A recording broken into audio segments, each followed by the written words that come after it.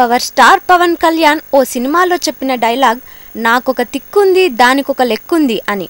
ఆ డైలాగ్ తమ అభిమానం హీరో పైనే ప్రాక్టికల్ గా అమలు చేస్తున్నారు పవన్ ఫ్యాన్స్. తమిళ హిట్ మూవీ తేరి రీమేక్ ని హరీష్ శంకర్ డైరెక్షన్ లో నటించడానికి గ్రీన్ సిగ్నల్ ఇచ్చారు పవన్.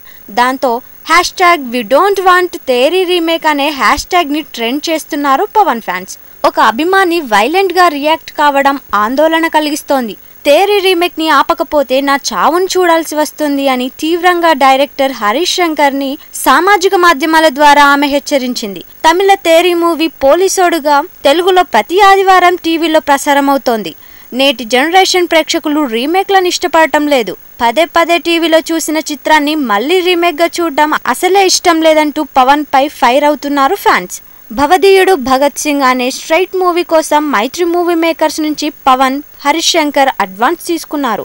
ఏపీ అసెంబ్లీ ఎన్నికలకు జనసేన పార్టీ ప్రచారానికి తగిన సమయం లభించదనే అభిప్రాయంతో స్ట్రైట్ మూవీని క్యాన్సిల్ చేశాడు పవన్.